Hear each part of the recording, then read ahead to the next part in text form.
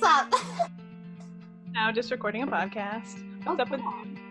Oh, not too much. You know what, though? what? You need a counselor. Thanks, so do you. I do need a counselor. You're right.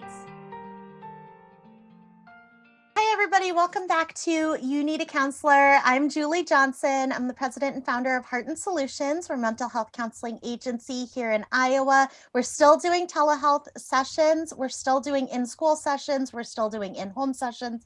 And we're still doing sessions in office. So give us a call at 800-531-4236 if you live in Iowa and if you need a counselor.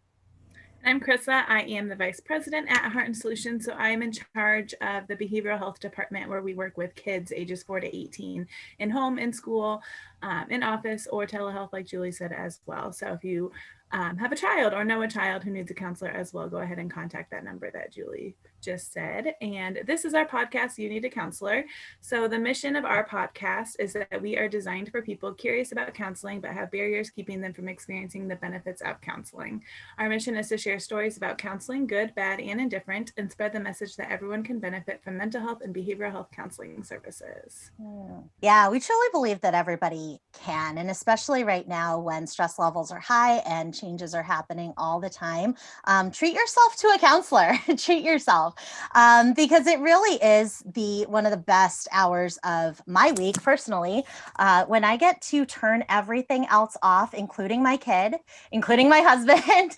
I get to turn everything off and just focus on myself for 1 hour a week. And anybody listening to this, you deserve this. We don't have any waiting lists right now, so give us a call. We can get you set up. We do post on Sunday nights at 5:00 p.m. So batch up your laundry and you can put that all away while you're listening to the podcast. Don't do laundry on a Monday night. Go ahead and batch it up for Sunday night and then throw on the podcast. We will keep you company while you are folding your laundry. So we have a very special guest today. We have Andrew Deutsch with us. Welcome, Andrew. Hey, thanks for having me on. This should be fun.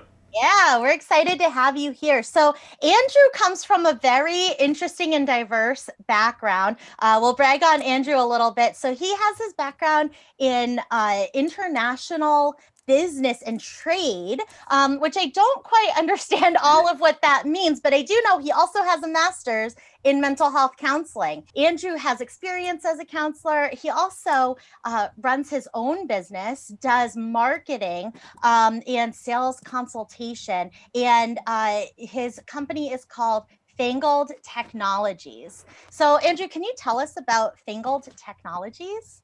Sure. We're a marketing and sales consultancy that works on a global scale. We have partners in about 120 different countries, as well as working domestically here in the U.S.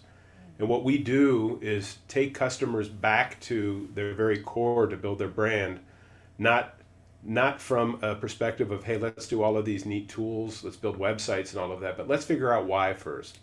Let's understand what's the psychology of the customer, what are their pains, what are their difficulties, what are their challenges that you as a company can differentiate in a way to serve and solve. And from there, from building that strategy, then we help them go to market. So you are a counselor for businesses. I am. Yeah. I am. There's a lot of similarity there, it sounds like, between your clinical skill and the skill that you must use to pull those values and those core beliefs from companies. Yes. If you go back to the early part of my career, my undergraduate's actually in international trade, international business and commerce. And when I was a younger person, every MBA that I knew, Master's in Business Administration, was pretty much unemployed. The market wasn't very solid. If you had a degree, your resume was one of 1,000 back in the days when resumes were actually a pile of paper resumes. And how do you differentiate yourself to be in the market? I wanted to be in global trade. I wanted to work in marketing and sales. So went back to school to really understand industrial psychology and apply psychology to how businesses and how people, what is consumer behavior? What is the path to purchase? What is that journey that a person goes through and their motivators? So to do that, I had to finish a clinical program. And I worked for several years actually as a therapist and was able to build my business practice on the side. And over time made the choice to strictly take all of those skills and put them into the business space instead of being in the counselor situation with clients. Mm-hmm. Even if you're a person, you do need a counselor, but even businesses need a counselor. Yeah. And I love this idea of kind of the marriage between your business, your international trade background, and using the training that you got as a counselor to really help businesses to find meaning in what they're doing. And like you said, to go back to the purpose of why. And as counselors, we do that all the time with our clients. Mm-hmm. We say, okay, these are the goals you want to achieve, but why do we want to achieve them? And what are the most valuable parts about that achievement? And it seems like for you, you're doing that same thing with businesses. Are there strategies that you took from the counseling field and specifically kind of applied to what you're doing with companies? Yeah, I would say all of them.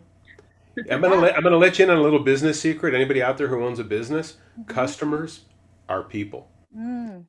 and they have desires, they have needs, they have challenges. You know, one of the things you hear all the time, especially since the whole virus thing started, nobody wants to be sold in these times. Mm. And I say that's nonsense. Everybody likes to be sold. What people don't recognize is being sold means that somebody spoke to you, listened to you, asked probing questions to understand what are your needs, what are your desires, what are problems that you have that my business can solve for you, and then prove to them that my business is the right one to bring those solutions to you and help you resolve those problems. Mm. We say that, you know, proper sales is like romance. If both parties aren't enjoying it, you're not doing it right. Mm. Uh-huh. As a company, you're able to say, okay, well, we want to make the sale, but we also, our main objective is to help the person who's buying the product or the service. And so, how do we find out what they need and then Hmm. respond appropriately with a service and product that they need? And so, it sounds like that is a huge part of the strategy that you use for your business clients.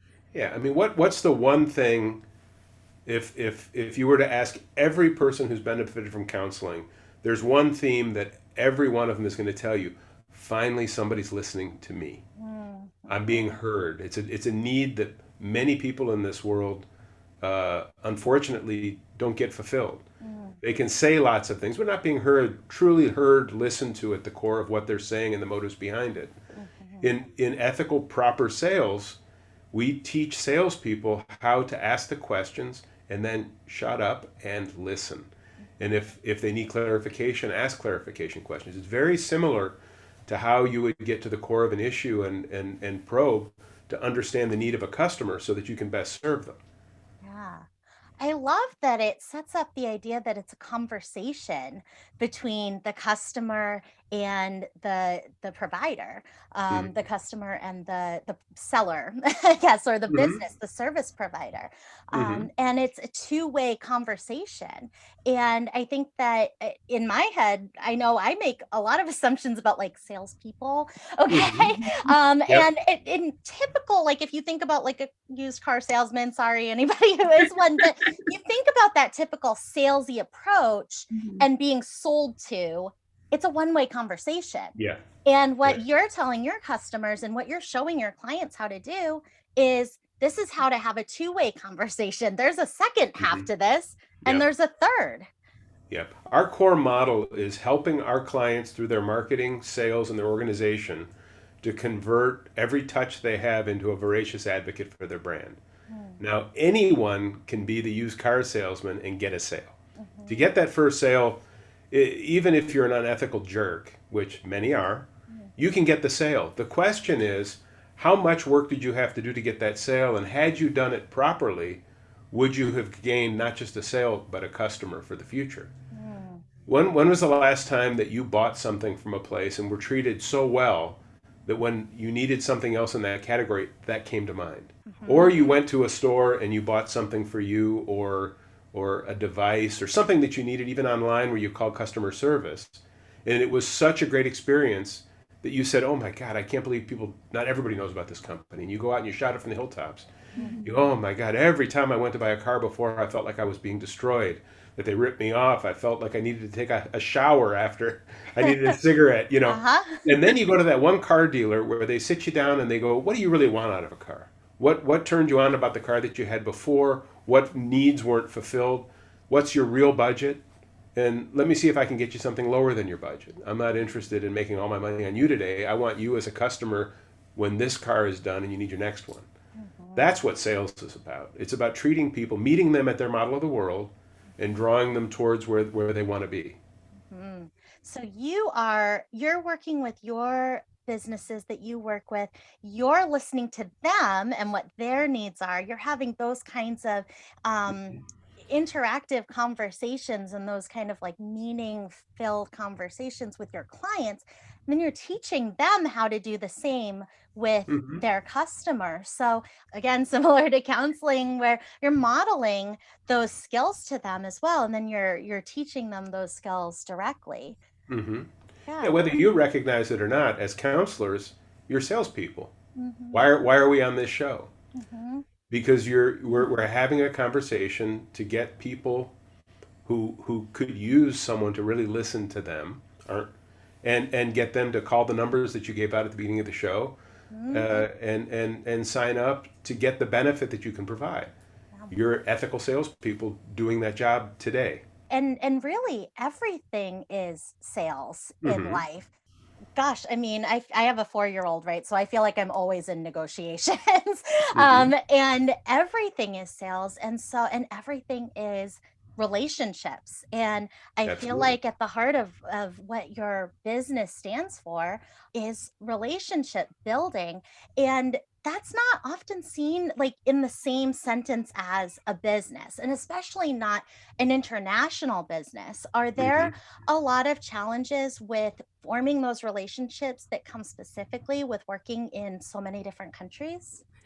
Every country has its own general personality and subsets within those personalities that you're dealing with, different personas. Hmm. So yeah, it becomes quite complex, and until you develop relationships in those countries, where by the way the people there know better than we do how to do Hmm. business there, and find mutually beneficial situations where they feel like we're really hearing them and respecting who they are as people, and can speak for them in the way that we interact. And you know, even Canada to the north of us, the east coast of Canada, the west coast, they're two different countries within the same country, and they have different cultures and different ways of doing things. And then you carry what you're doing to, say, for example, South America, where I used to live. It's a different culture and different set of motives and different personalities, and different buyers' motives. So as you start to expand and work in all of these other cultures and countries, you start to recognize how diverse we are here also. Mhm. The great thing about that is that your model of your business probably translates very well to be able to going into these other cultures and the other situations, because you're focused in on what does the customer need, or what Yeah, does the business that I'm working with need. And so you don't need to know everything about that culture. You don't need to know everything, because they're going to tell you if you exactly. ask and you listen. Yep. And I can give lots of examples of like simple marketing promotions that work in the United States that have no teeth whatsoever in a foreign country. Oh, like what? Like for example, we worked on a project years ago trying to sell very high end American made upholstered furniture, sofas, chairs, those kinds of things into Brazil. So in the U.S., when we go into a store, and I don't know about you, but I've never paid $5,000 for a sofa or more, but you can go in and find these very high-end sofas, and in those stores they have a cutaway, and the cutaway shows you the layers, and they explain to you the gauge of the steel and the types of materials and how it was hand tied in however many directions and all that. Very technical, because that's something that appeals to us at that price level. Now try to sell that sofa into the Brazilian market, they couldn't care less. Hmm. Their motive to buy an American made high end sofa is I got bragging rights. It was made in America. Two, when I sat on it, I buy with my butt. It's so comfortable. And the fabric is something to brag about. And when people come over, I have the status symbol of comfort in my home. So if you took the marketing materials from the floor here in the US and you put it down there, we did case studies in Brazil where we did actual focus groups. We couldn't find a consumer of high-end sofas that could care less what was inside the sofa. Zero. Here in the U.S., it's a principal need. Wow. So as you start to go, had we not really engaged with high-end furniture stores in Brazil for that particular project, we would have just fallen flat on our noses and never been able to sell the sofas, because we would have been telling people all these wonderful assets and the benefits of this sofa that they couldn't care less about. It would be like if I wanted to sell you a car and wanted to tell you, that car's made of steel and we put 4 tires on it, so you should really want it. Yeah, okay. Aren't they all like that? I love that because, it's the same product maybe, right? But it's the Hmm. way that we're explaining the product Hmm. based on what that person has expressed that they want. And I think with the connection with counseling that keeps just popping up for me is just that idea that you talked about, how that's a very specific type of need in terms of like, why Hmm. am I buying that couch? But it's not necessarily something like I would never say to you when I'm buying a couch, "Hey Andrew, I want to see what's inside of, can you cut the couch off," right? But that, I want to know that stuff, right? But I might Right. not say that to you directly. And so there are going to be those things too that are like said, Hmm. things that are said, and then things that are not said that you kind of put Right. together based on those cultural cues that you're Yeah, looking but for. years of experience in the furniture industry here in the States say that it should be there for people to see. The mattress industry Yeah. does it also. And Uh-huh. even if the stuff inside really isn't any better than anything else, it gives you that perceived value. Yeah. But at No, the end of the day, people buy benefits, they don't buy features. They yeah, buy what's in it for them. absolutely. Features just prove that they're true. Mhm. Yeah, I mean, I want to see it, but I would never ask for it. And I think that's really, that kind of hits on, this idea of finding out what the customer really needs and then delivering that. Hmm. And without them necessarily having to say, nope, give me something different. Nope, give me something different. Yeah. But being able to draw those conclusions together. Yeah. Well, Um, yeah. think about the scenario. You're out with your husband, and the car stops running.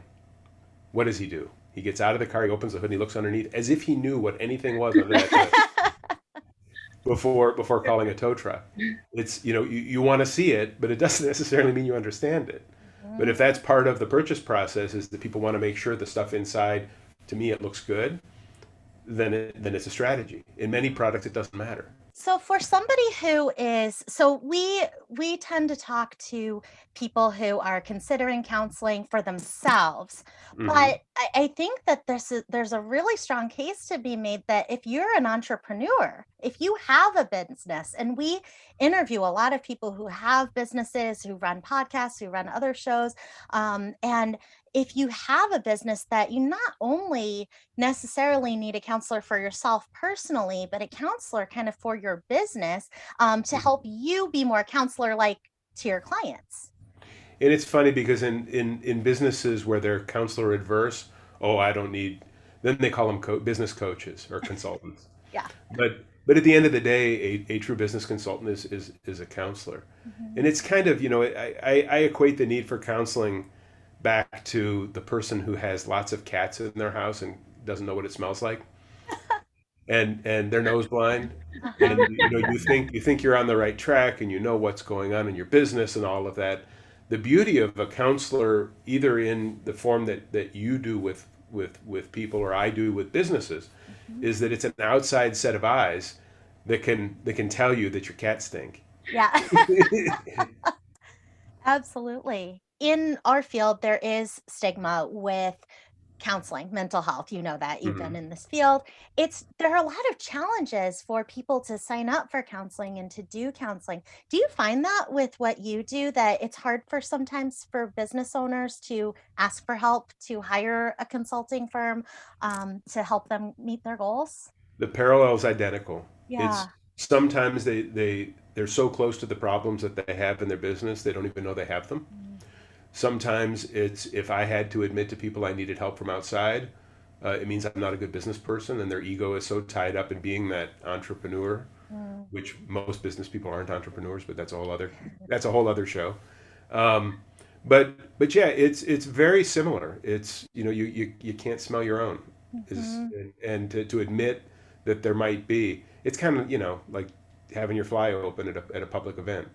You don't know it's open, and most people won't tell you that it's open. Mhm. And eventually you find counseling. They go, you know what? You've been walking around with your fly open. Let's talk about that and why you didn't notice, and let's figure out ways to make your life better or make your business better. Absolutely.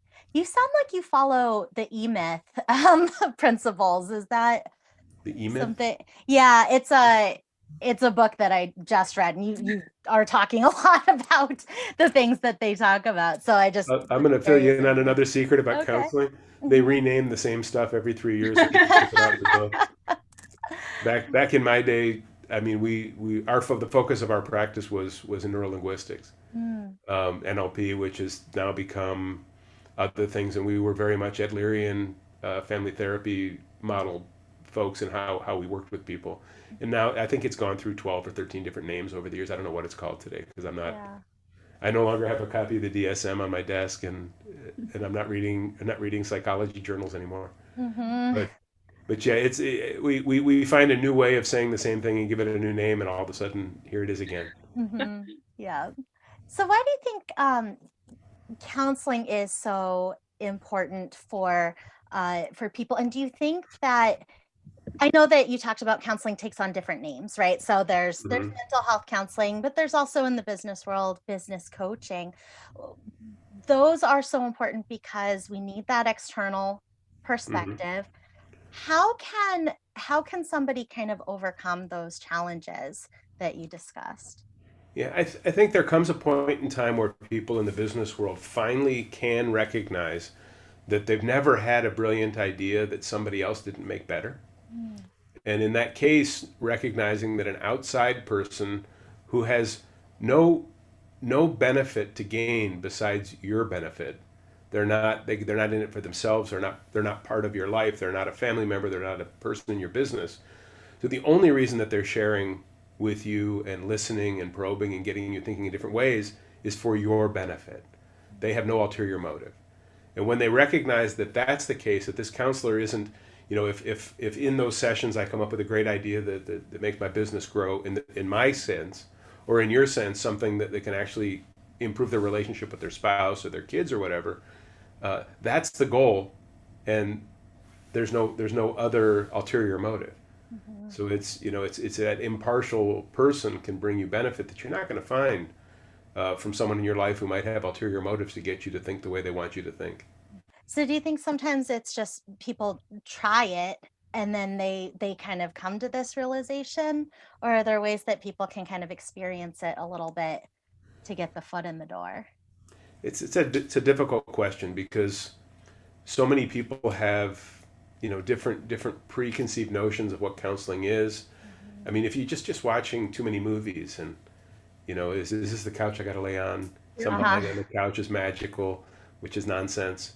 Mhm. And also, a lot of people have had experiences in their lives where they did reveal who they were, where they did reach out, and the person was either manipulative or worse.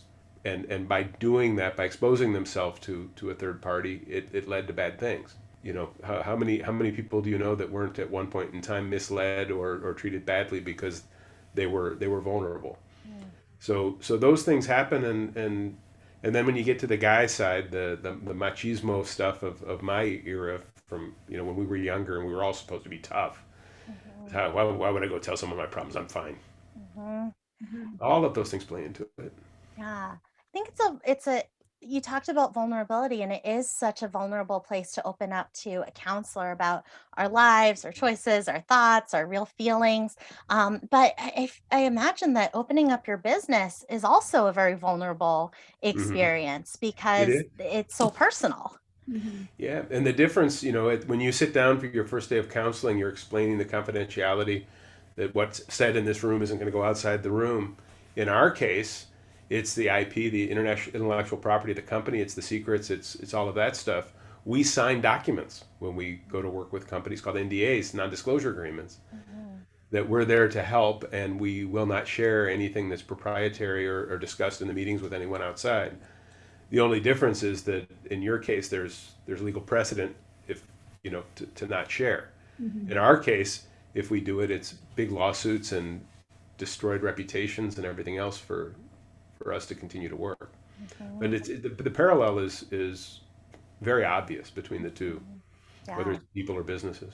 Right. Absolutely. Well, that's so good to know, because I know a lot of times people worry about that in counseling. They worry about, is my counselor going to tell other people what's going on with me? And so that's so interesting to hear about your non-disclosure agreements, and that, there you Mhm. get a legal document that says we will not share this information. Yeah. So we promote our business based on past case studies with the permission of our clients. Hmm. And before those case studies get published, we take them to the client and say, is there anything in here that you would not want public? And we have case studies where I can't tell you who the customer was because of those types of situations. You'll read the case study, you won't know who they were, what industry it was, but the theme of the work that we did and what the results were are what's interesting anyhow. Do you find that there's a lot of diversity between different fields of companies, or different, if they make Totally. products, or and so is there a process for kind of sorting out what they need, or is it all individual? It's called listening and asking the questions. Mhm. But business can be broken down into lots of different sort of sectors. Like there's the business to business world, where I'm a business who sells to another business. There's Okay. business to consumer. There's business to consumer, where you're providing components for manufacturing and otherwise. There's software that splits between consumer markets. There's all of those different things. So each time, much like when you meet your client for the first time, they're nothing like the previous client. So there's that get to know you and that discovery period before you can ever be of any help. And I've worked with companies in the identical industry that were completely different companies. I love how individualized you make it for each company. So if a person is thinking about getting a business coach or getting a strategic manager, what would they do? What's their first step? Right now it's a minefield, because when COVID hit, so many people lost their jobs and decided to tell everybody they're a consultant. Mm, And it's kind of like, and it's changed now, but back when I was in your game working as a therapist, mhm. they invented this thing called life coaches. Yeah. I was at the early stages of that. And they Uh-huh. were people with no experience whatsoever. Many of them couldn't even get into grad school, Mhm. but the word life coach was not regulated. So as long as they didn't say that they were doing therapy, that they were coaching, they could come into the market. And they ended up being a good source of future business for counselors.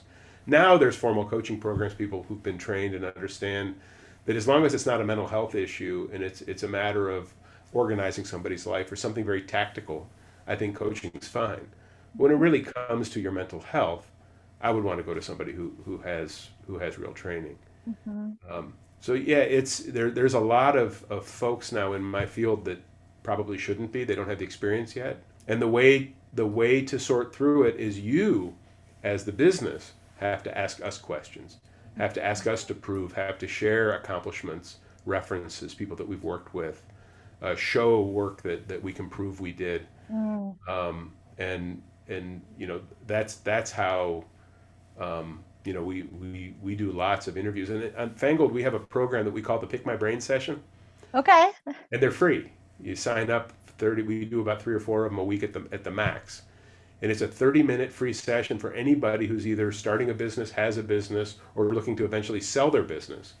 To spend 30 minutes to kind of pick through and understand a concept, flesh out an idea, talk about a product development, talk about issues with their marketing. And in those 30 minutes, we accomplish a lot of things. And if they want to continue on as a client, it can be. If they want a referral to somebody else, we do that. Mhm. But I mean, many of those sessions are, and I joke about it all the time, it's kind of a selfish thing for me to do, because a new idea comes, I get to hone my skills. Mm. Completely out of the box idea I've never thought of before. And in 30 minutes, I get to ask a whole bunch of questions and understand a whole new thing. Mm. So for me, it's exciting. Yeah. For the client, it's beneficial because they get to bounce their ideas off of somebody who isn't charging them any money Uh-huh. and may or may not be a fit to give them help beyond that meeting. Yeah, that's really cool. I love that. So there's kind of that way for them to get the experience of what it's like to work with you, to get the experience of you Hmm. asking those questions, but it's not judgment, it's inquiry, right? Curiosity. And so they get that experience and then they can ask you questions about what you do. And we always encourage people, when you go find a counselor or a coach of any kind, you ask them questions, you're interviewing them as Yeah, well. And so I love absolutely. that your organization takes that approach and really Yeah. encourages clients And to we do. are not a fit for everybody. Mhm. We certainly aren't. And I'll be the first one to tell somebody, boy, I'd, love to have you as a client, but we're not going to be able to help you. I do know somebody who's a better fit for you. Mm-hmm. So there's certain industries that we just typically don't touch. Sure. Yeah. And I think that's a awareness and a transparency that's really nice for a potential customer to have, because if you do accept this person and you say, hey, I think we would be a good fit, then they know that that's based on your experience, that's based on what they're expressing that they need, and it's not based on, well, you're a customer, so I'm just going to take you. Yeah, and being transparent and telling the truth saves a lot of time trying to remember a bunch of stuff. Hmm. It's Yep. it's and at night you just sleep tranquilly and don't have to worry about how what you said might have negatively affected somebody. Absolutely. Yeah. Yeah. It saves a lot of time, I think. Yeah, A lot of like energy. stereotypes, a huge time saver. Uh-huh. Awesome. Well, so I'm also curious, and we're gonna run low on time here, but I just am so curious. So when Sure. you are working with businesses, are there times maybe when you're working with the entrepreneur or the leadership team where you find that there are mental health concerns that might be impacting the business side of things? And what do you do with those situations? Yeah, that's where my training actually comes into play quite a bit, Mm. Yeah. and it's not uncommon. We joke about it, but it's not really funny about CEO syndrome. I am now the boss. I am the king. You may have ideas, but I know better. Mm. And you'll get a CEO who comes out of finance and he thinks he knows the marketing, and the marketing team has a really great research to show that the customers, and this is the trend of the market, no, I know better because I'm the king, Mm. and those kind of things, and also um, huge just blind spots in people's mental health, in terms of stress, in terms of mood, in terms of bringing what's happening at home to work and treating people differently.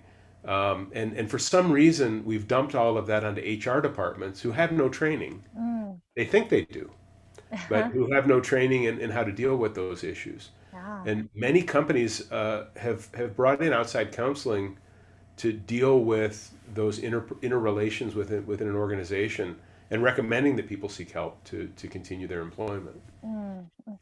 We see it more often in the last maybe 10, 15 years than I've ever seen it before. Yeah. Absolutely. I mean, our mental health comes into every aspect of our lives, everything that we do and everything that we say, every behavior that we have is impacted by our mental health. So Hmm. it's just it's such a unique background that you've got, because for the companies that you are representing, coaching, working with, you're able to help them differentiate, okay, what is Julie Johnson having CEO syndrome and what is a marketing challenge of Heart and Solutions. And so you're able to see those things and kind of help the people that you're working with to see those things and get the right help for the right problems. Hmm. Yeah, and there's these issues. For example, what I call transition syndromes. There's a book by a guy who's one of my idols in the space, who's a psychiatrist actually, Goldman, who wrote a book called "What Got You Here Won't Get You There." Hmm. So if you were that salesman that we talked about before, the hunter, the guy who can turn over every rock in the world, find customers, get them on board, grow the business, do all that kind of stuff, that guy. And now the company needs a sales manager to manage a team of salespeople. All of the skill sets, all of the behaviors that person has learned to be so good at their job have nothing to do with being a sales manager. Mm. So how do you get that person to recognize it, and in that recognition, learn how to take a step back, how to stop dismissing things that you don't agree with without listening to them, how to share the way to do things rather than go, well, because I was the king, you know what, you can't close that deal. Let me get in the car. I'll show you how it's done, which is the typical. And the other side of it in business that we see so often, are you familiar with what the Dunning-Kruger effect is? Mm-mm. So it's a concept, basically, why is it that people who don't know much think they're experts? Mm. So testing was done to, I don't know what the size of the sample was, but they had a skills test to a very large sample of people. And after they took the skills test, they said, flip over the paper on a scale of 1 to 10. How do you think you did against all the other people in the room? So the people who scored the highest on the test were the ones who said that they did the least competitive. The ones that did the worst thought that they were the best. Mm. Because the ones that were reasonable and really knew what their skill set and what their answers were thought, well, everybody else does too, so I'm probably in the middle of the room. Well, what happens is that's where that whole, stigma of the millennial who came out of school and says, I just graduated from college, I've been with you for 2 weeks, how come I'm not running the place? And what it is, you've got this skill set of what you actually do know how to do, but in your mind, there's only this much more that you need to know to be an expert. So you're almost there. Whereas if you knew how much you didn't know that you don't know, you would be in a place of learning. And the other side of it is those people out there who really are good at what they do and know how to do it, and it just comes automatic, they can't understand why these other people just don't know how to do what I do. So and this is a real mental health issue that happens in companies. And we help in that sales team coaching and in the marketing team coaching how to break that cycle so that the person starts to recognize that there's so much that they don't know that they don't know.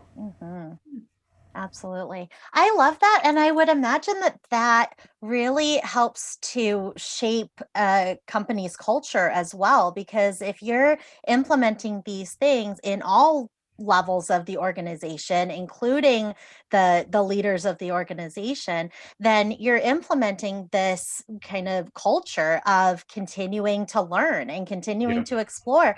And I would imagine that does a ton for innovation of those companies, because everybody needs to be thinking about new stuff and learning new stuff all the time. I can imagine it is difficult if you have a company that kind of has a ceiling on its own head.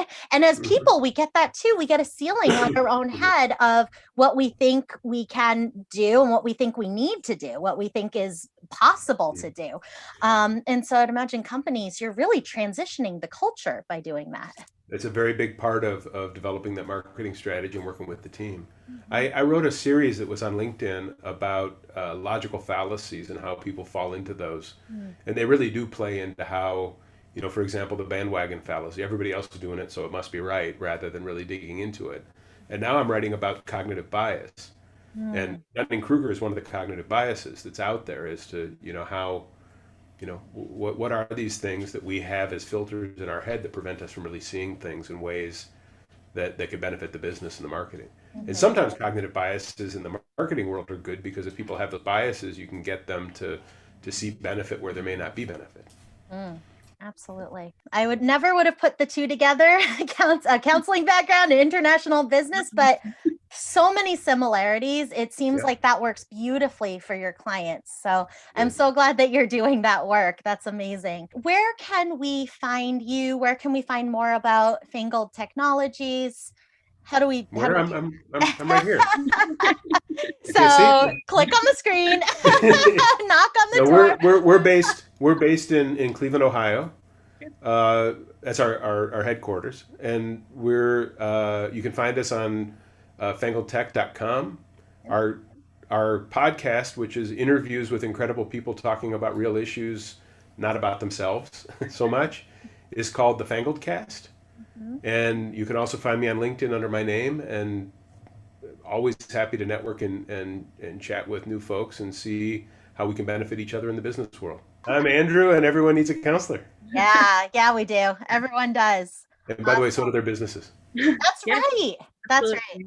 I love that. And I love that, if you're running a business, or if you want to run a business, or if you want to be a leader in a business, then individual counseling, absolutely, but business Hmm. counseling. And at the same time, and just how beautifully those two match together, because we need both. Anybody who's watching, if you do decide that you need a counselor, go ahead and give us a call at Heart and Solutions here at 800-531-4236. If you heard something that Andrew said today that interested you, or made you think like, maybe I could use somebody to help me with some of those cognitive biases that I might have, or that might be able to help me kind of see my blind spot and tell me that my cat stinks, give us a call and let us know, because we can either we can help you out here at Heart and Solutions, or we can get you connected. We've had several people message the Facebook page or the Instagram page, and we've gotten them connected even in other states. So give us a call or send us a message there. Also, if you have a question for Andrew, please send us a message there, because Andrew, we would love to have you on as a guest again. Sure. And if people send in questions, we can ask you those questions here on the podcast. Julie mentioned at the beginning, we post every Sunday night at 5. So save up your laundry or your chores throughout the week so you can listen to us while you do that, or Monday morning to help prepare you to call your counselor, or call a counselor, or call us, or your business needs counseling and call Andrew. So Sundays at 5 will be on Spotify and Apple and YouTube as well. So I'm Krista Brown. And I'm Julie Johnson, and we need a counselor. And so do you. Bye. Bye.